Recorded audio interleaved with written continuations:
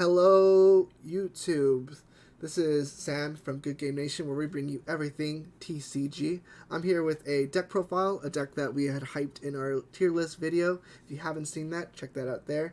We think very highly of the Doffy leader, and this is one of the first iterates of that deck. It's gone over like little tweaks and counts, but this right here seems to be the solid version so far. So I wanted to share that with you today. We selected the Doffy leader because his effect to create tempo at a pretty good rate.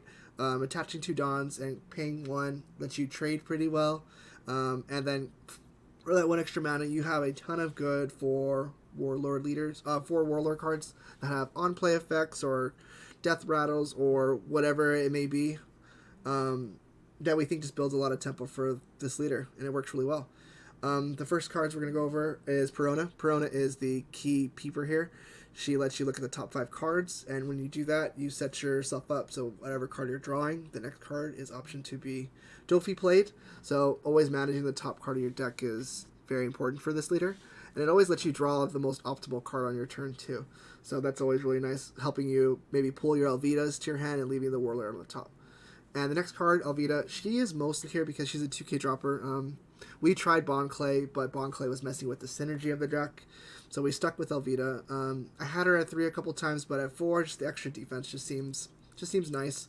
Looking forward, and when I was testing, cutting Alvida for maybe more event cards could have been a play. But with your Doffy leader, you have just a little less resources mana-wise usually sometimes. So having that extra counter that's free proved to be really helpful. The next card is Kuma, another peeper.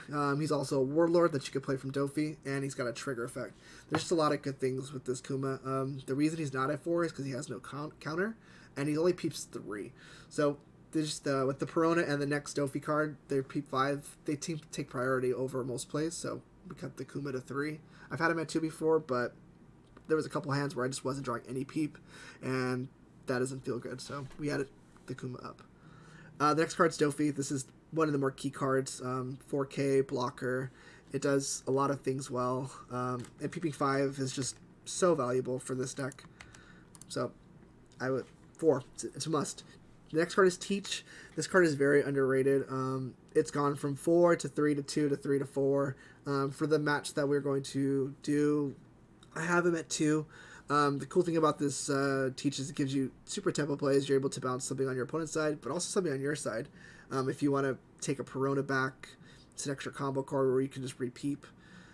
Always an option, and it just has a ton of great value.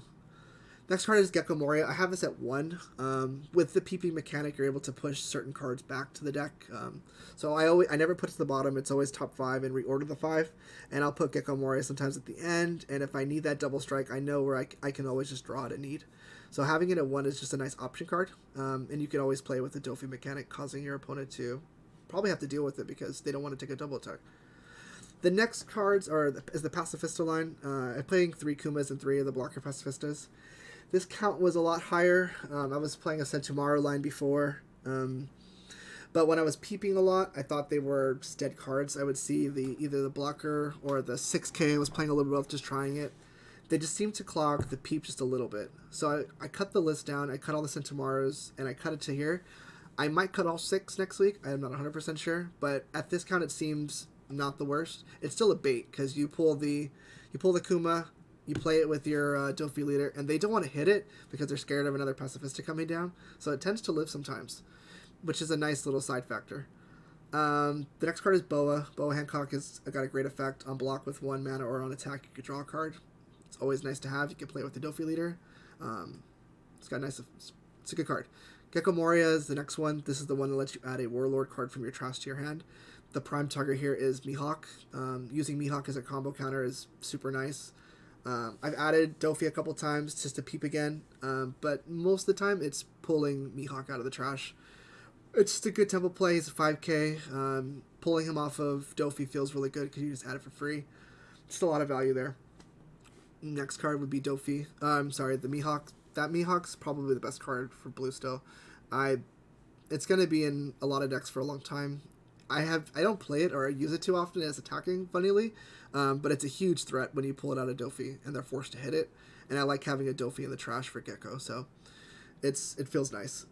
The next of the creatures I have at 1 count for the same reason I have Gecko at low count. Being able to pull them when I need them is nice, so I keep them at the back. And when I'm ready to draw it, I pull it up and I draw it. The block Crocodile from the starter deck, the super rare, is very good against some rush decks. It's very good against Odin. It's very good against a lot of things. It's just a nice tempo play, a nice card to have against those weenie decks when you're trying to get through that Doffy mid game. Next one is Croc. I have this one at 2 because of its synergy with all of my event cards. It's a good card. It's got combo power. Doesn't have a ton of drawbacks, so it seems strong at 2. I've played with it at 1 before. I didn't see too many negatives, but I wanted to see it once, and I didn't have it, so I'm to 2. Next one is that Promo Law. We've tested with it a little bit. I'm not the hugest fan of that card, but it's a nice option sometimes when you're behind in life and you need to do quick damage. This Law is a nice option. Hand sizes around that 6 drop seem to be pretty high so far when I've been testing, so having that option is really nice. This Mihawk is at 1 as well. I've gone back and forth with this Mihawk, but again, at 1 count with the ability to peep, it's easy just to keep it close by if I want to play it. The next is the event cards. 4 Spadas. This card lets you peep. It's plus 2k for costing 1. It's got a nice trigger effect to kill as well. It's a great card. It's in a lot of my blue-purple decks. It's going to be in a lot of my blue deck.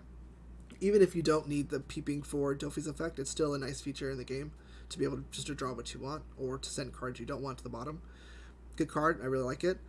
Next card is Cutlass at 2. I'm going to have feedback from my teammates. I know this card, it's not the favorite among my group, but I am a big fan of this card. I think it's a nice tempo play for 3 or possibly 2 with Doffy or Crocodile on the board. It's a nice card. I really like it. I've had no downsides of having it, so I'm going to keep running it until I don't like it. Next one is Love Beam. I've gone back and forth on it, but in late game, being able to draw that extra card has proven to be very nice.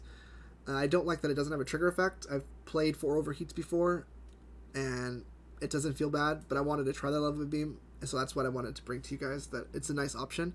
Overheat's a good card as well. Having the trigger effect is amazing. Being able to set your own stuff back to your hand is always a fun option, being able to bounce your Peronas. It's a nice option card, and I've always liked having it. Looking into the more in-depths of this deck, your opening hand is obviously going to be Peep. If you have a Perona and a Doffy, you're in a great spot.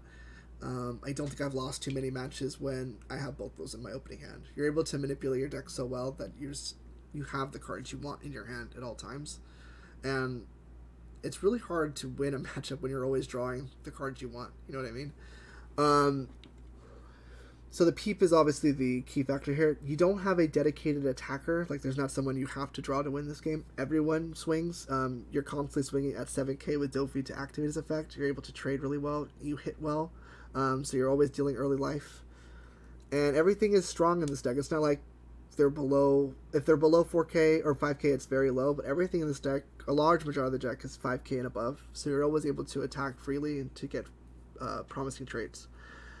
Cards you want to see as well when you're peeping, if I pull it onto, so when you're peeping and you're looking through your deck, what you want to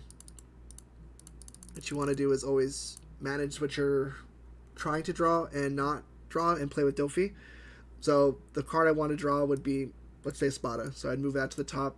The next card would be the one I want to play off Doffy, which, let's say it's Mihawk. Again, same thing, I want to draw Alvida. Teach will be the next card, or if I want Gecko Moria. And again, when you're peeping, you're always peeping 5. It wouldn't be this many, but the next draws would be this. I could always put Crocodile towards the back until I want it. If I see it in my first peep, if the first peep like this, I would always keep, Croc in the back. 2 turns from now, I peep again. I put Croc a little further back until I actually want to draw him. It's a nice little, like I said, always drawing what you want in this deck feels amazing. It never feels bad. And the trades always seem positive as well. So that's the Doffy deck. I'm really a fan of it. It has a ton of positive matchups. There's not a matchup I'm like, I hate this matchup. Sometimes Kaido's not fun to play against, but you have so much ability to swarm the board in an instant that I think it's too much going for it to not bring this to you guys. Let us know in the comments what you thought. What am I missing? What could I play? What is your experience with Doffy? Send me what your list looks like. I would love to compare notes. Thank you guys so much for watching. Please leave a like if you like the deck, and if you win with the deck, You have to subscribe. I'm looking at you guys if you win with the deck. Thank you so much, and we'll see you in the next one. Bye, guys.